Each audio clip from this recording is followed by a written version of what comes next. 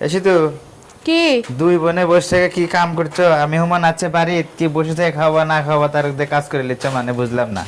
আমার বোন তো কোনো কাজই করবে দিচ্ছে না, তার সাথে আমার ভাই বউ করবে দিচ্ছে না। আমি করতে আমি একলাই পামু, করছে না আমরা রান্না করি তাড়াতাড়ি হবি। তা কি রান্না করতেছো তাদের খাওয়ানোর জন্য? এই যে সকালের নাস্তা রুটি বানাচ্ছি, সুজি পাক করছি, আর এখানে সবজি ইয়ে ভাত রান্না করেছি। করনি?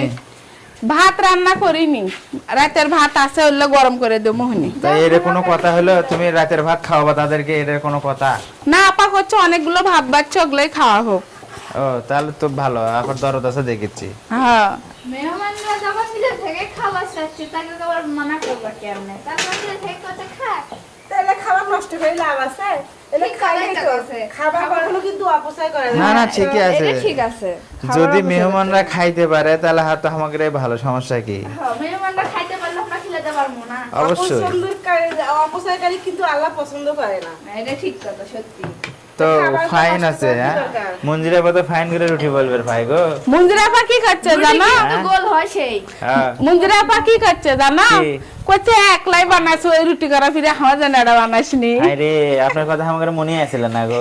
এই বাপের বাড়ি কাজ শুরু করবে না? বাড়ির কাজ করতে করতে মানে সই দিয়ে হয়ে যায় এর মাঝে। সই তো বাবা, আমার এটা বাড়ি থেকে এই ব্যক্তি আর কিন্তু আমাকে বানিয়ে দেওয়া লাগবে। তোমাকে এবার যেদিন তোমাকে ওই জায়গায় যাবো না, হ্যাঁ। তুমি সিমেন্ট কিনে এনে দিও, আমি ফাইন করে বানিয়ে দেবো। তুমি পয়সা খালি বানিয়ে নিও। আমি বানাবার পাই, তুমি সিমেন্ট এনে দিও, আমি তোমাকে ওই জায়গায় বানিয়ে দেবো। দরকার নেই। এরকম মন্দির থাকলে কি হয়? যদি সারা বছর খাইতে একটা ভালো মন্দ বানিয়ে নিয়ে যাবি, খাবার নিয়ে যাবি, না করে কি পেমেন্ট কিনে শোনো, এই শোনো। আমার স্বামী খাবার নিয়েই যায়। তোমাকে ওটি গেলে আদর করে খাওয়াবা, আর আমি আদর করে করে জিনিস বানিয়ে দেবো। তখন আর খিলে বুনি আমার স্বার্থ মতো যা কি খিলে তোর দিলে ভাই এখানে হাঁস খিলাবো বেশি বেশি, তাহলে তুই যেটা খাবার চাবো সেটাই তোকে নিয়ে দিবি। ওটা টাকা পয়সা থাকলে তো আমি খিলে দেবো। হ্যাঁ এবার খিলে হাঁস কিন্তু আমার ঘরেও পছন্দ, বুঝছো? একজনকার শাকের জন্য আমরা নিজেরও খাওয়া হয়, সবারই খাওয়া হয়। হ্যাঁ তো আজকে সকাল সকাল সবাই এরকম করে গল্প করতেছে আর রান্না করছে, যেই জন্য রান্নাটা খুব তাড়াতাড়ি হয়ে গেছে। আর এর ফাঁকে ফাঁকে কেউ খেয়ে নিচ্ছে, যেমন আমি খেয়ে নিচ্ছি, একটু পরে স্কুলে যাবো। রুটি বলা হয়নি। হোক তুমি খাইয়া দাও, স্কুলে চলে যাও তাড়াতাড়ি। আর তুমিও খাও না, সবজি হলে খাবা? সবজি হোক, সবজি হলে আমি একসঙ্গে খাওয়া হয়। আচ্ছা আমার জন্য একটু সবজিটা রেখে দিও। আচ্ছা হ্যাঁ রুটি বানা আছে, এখন তো বসতেছি কি করতে? হ্যাঁ হ্যাঁ, এক্ষুনি আমি বসে আছিলাম না, আমি কাজ করলাম না।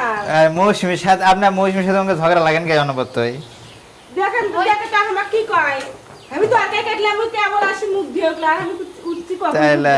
তা করবো না, নন্দের বাড়িতে একটু বসে খাবো। আমি কি বসে খাওয়া এই তোমরা দুজন বসাই খাও, আমি কাজ করে খিলামু, তাও তোমরা ঝগড়া করো না। অনেকদিন পর আছো, সবাই একটি খাই একটি বস থাকি।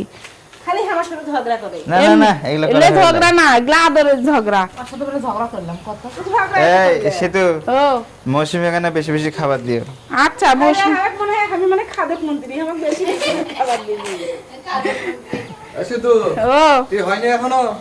এই যে হচ্ছে। আরে সারা রাত খেলা দেখে খিদে লেগে গেছে। তুমি তো মিষ্টি কম পছন্দ করো না, আবার তোমার জন্য সবজি বানাচ্ছি আর ডিম ভাজে দেবো নি। ঠিকই আছে কিন্তু রুটি দেখাই তারপর নি। খিদে লাগছে, তাড়াতাড়ি বানিয়ে ইস রে দুলে ভাই, তাহলে তুমি একটা রুটি চাবাও। ব্রাজিল হারিয়ে গেল তো। ওই কথা কয়ে না, লজ্জাত পড়ে যাবো। এ তোরা কি ব্রাজিলে সাপোর্ট নাকি? না না ওই কথা কোয়া যাবার লয় তোমার। সেটা খাবে।